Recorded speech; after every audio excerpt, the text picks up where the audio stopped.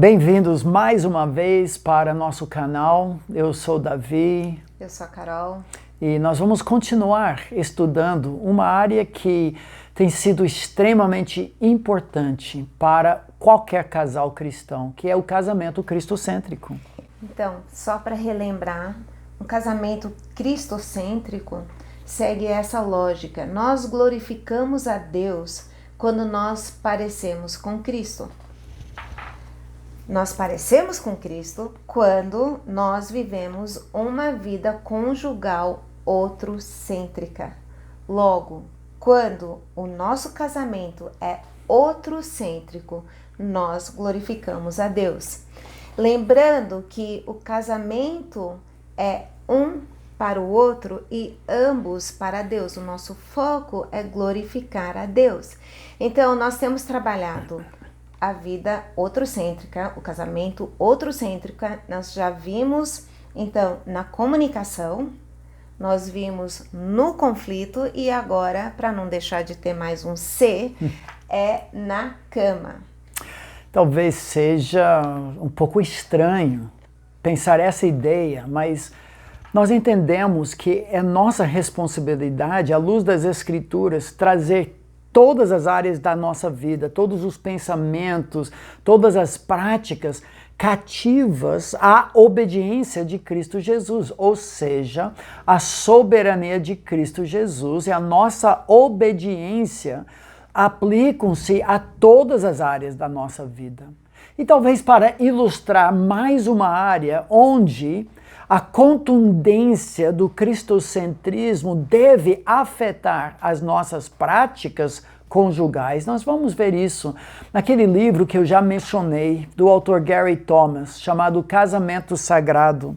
Em um momento ele faz uma declaração mais ou menos assim. Ele diz: a verdadeira natureza do nosso caráter espiritual talvez seja mais demonstrada na cama do que no culto.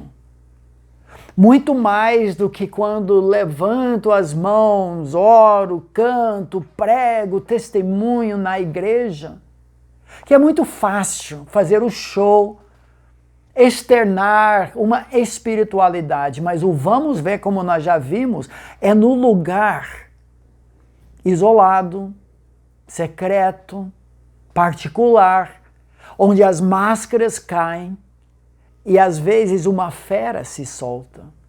Infelizmente isso acontece em muitas camas conjugais.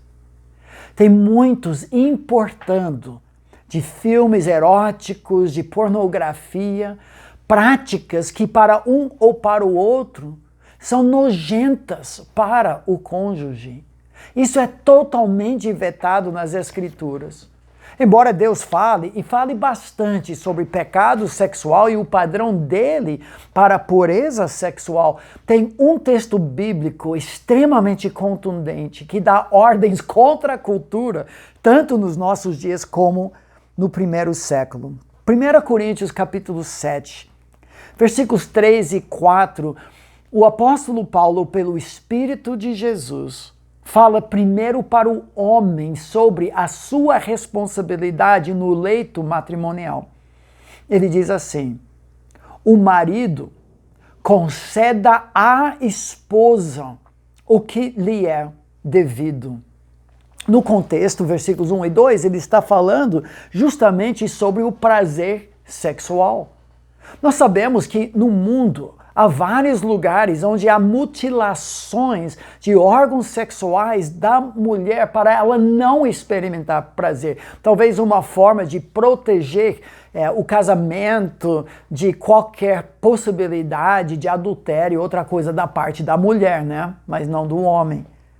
Mas Paulo, de forma totalmente contra os costumes da época dele, em que a mulher foi usada para o prazer sexual do marido ou do homem, e nada em termos dela, Paulo começa com o homem e manifesta o que nós temos chamado esse outrocentrismo.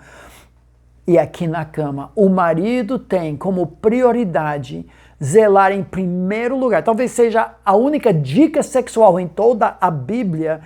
Pense no prazer do outro antes do seu. Agora o milagre acontece quando nós comportamos assim como Cristo, não na cama, Cristo não era casado, era totalmente virgem, mas no sentido de viver mais para abençoar. O milagre acontece e nós também somos abençoados. Paulo também continua. Também semelhantemente a esposa ao seu marido. Muitos maridos gostam de citar essa parte do versículo e não a primeira parte. Isso de novo exige aquela ideia, um para o outro e ambos para Deus.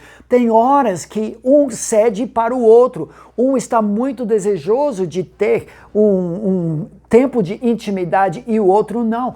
E vice-versa. O que não pode haver são extremos. Só um que está sempre cedendo para o outro. E agora, versículo 4, ele explica: a mulher não tem poder sobre o seu próprio corpo, e sim o marido. E agora, de novo, e também semelhantemente, o marido não tem poder sobre o seu próprio corpo, e sim a mulher. É totalmente iconoclasta. O que é isso, Davi? Iconoclasta vem de palavras gregas que traz a ideia de quebra de icon, ou seja, imagem. Paulo foi muito quebrador de paradigma nesse sentido. O que nós estamos vendo? Assim como na comunicação, nós precisamos estar mais interessados em ouvir do que falar. Assim como no conflito conjugal, mais interessados em devolver uma palavra pacífica do que uma palavra dura. E assim, na cama conjugal, mais interessados em abençoar do que ser abençoados, um para o outro e ambos para Deus. O outrocentrismo, que manifesta a vida de Cristo em e através de nós, glorifica a Deus Pai, porque Ele vê em nós as mesmas atitudes que Ele viu em seu Filho, Jesus. Casamento cristocêntrico é um para o outro e ambos para Deus.